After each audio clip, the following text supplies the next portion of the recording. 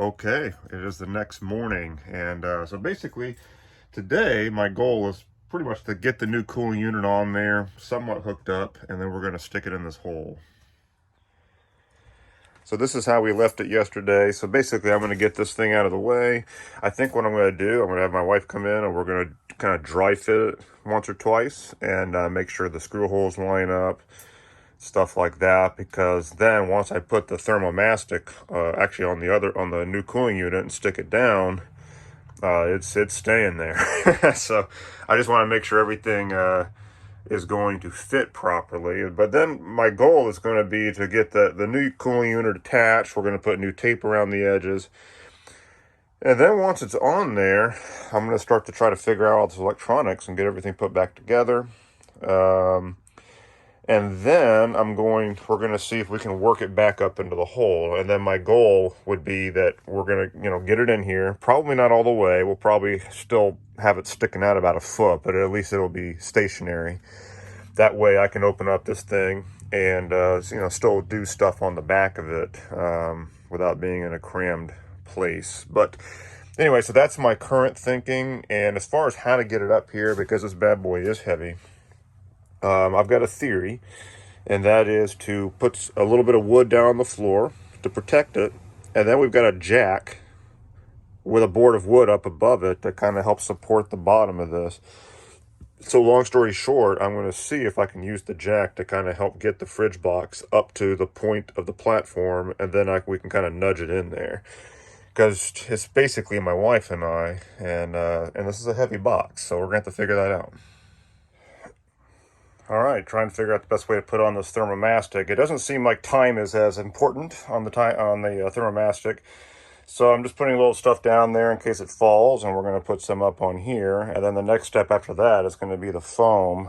And at that point, we do have a little bit of a countdown because their video says we need to get that done within about 20 minutes, all like screwed in and stuff like that. So wish us luck. Okay, thermomastic is on. And next step is pretty much the foam and the placement. So that's going to be the interesting part here. All right, well, it's on. It didn't really go according to plan, though. There's going to be a few little things I got to work out. So we'll show you here. Okay, so here's the new cooling unit, and it is attached. So it looks good from this side. The problem is that it seems as if the metal frame of this cooling unit, like, it's down as far as it can go, but yet there's a bit of a gap in the back. And I don't like it. But I don't know. I might have to talk to JC Refrigeration about it and make sure it's not going to be a big problem. I don't think it will be. Let me bring it upright and show you what I'm talking about. Because on this side, it looks fine. Got it all taped in. It was all sealed. I mean, it should be fine from this side. But what I'm concerned about is what I see from the other side. Okay, so I've got it upright here. Now, we got all the screws in. Because it seems to be like a little too much foam on the cooling unit and it wouldn't go down further, I've got this little bit of a gap right here. Now it looks like it's sealed, but it's like that, it's over here. It's not showing up like that. Over here, it is. And I could actually tell what was going on is that this back panel was actually being sucked down into the cooling unit as we were tightening it.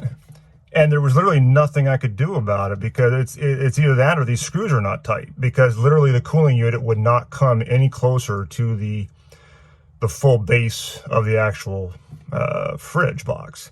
So what I'm hoping is that I can just seal that off. I might not even have to, but I probably will just to feel good about it.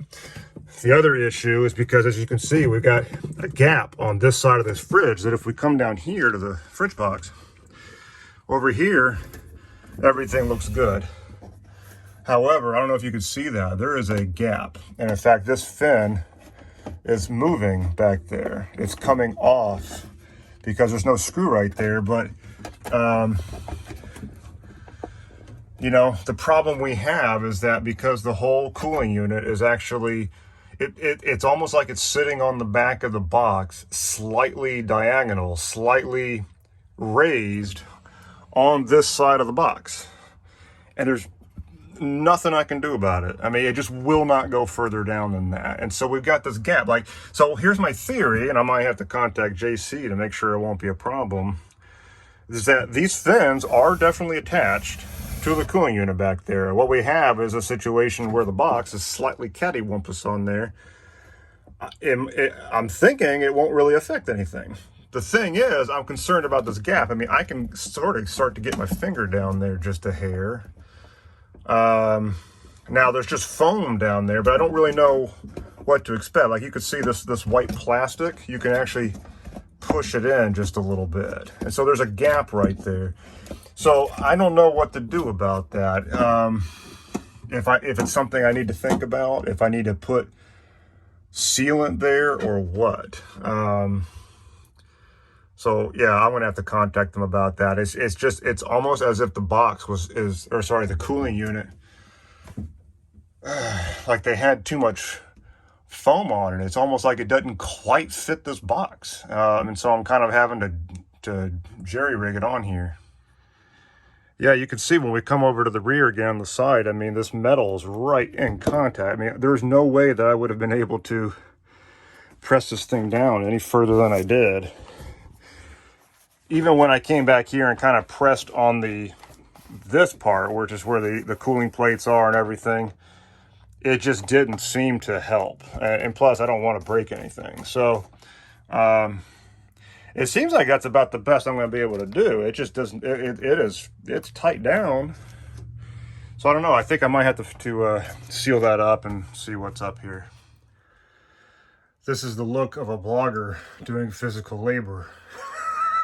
All right, so let me show you what we did, because nothing goes according to plan. They make it look so easy in the video that comes from JC Refrigeration, but that doesn't always match up to the real world here.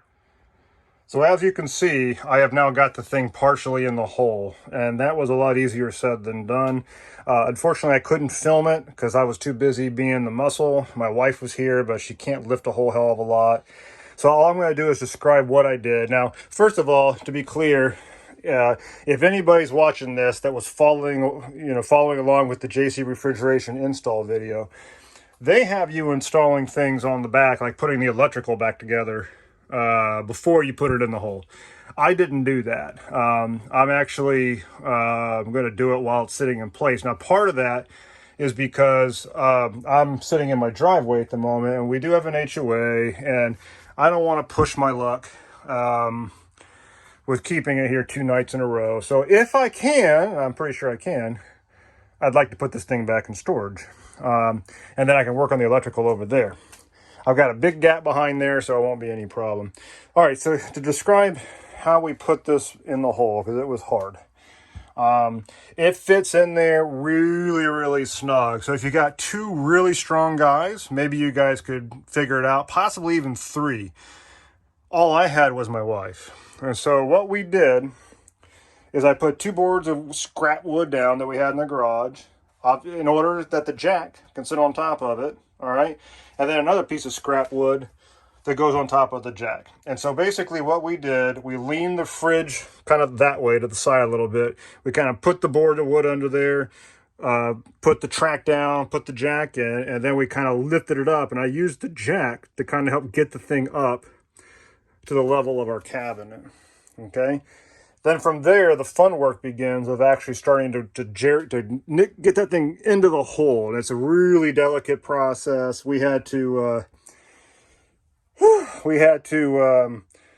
get a little bit in there, then I had to lower the jack and then put because if you have the jack too far this forward, what happens is you end up lifting the fridge and leaning it like that.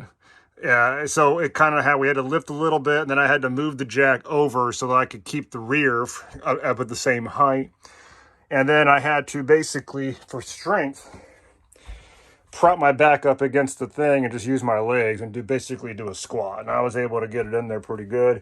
Because over here, you can't even lean that much because we've got all this. We got a pocket door.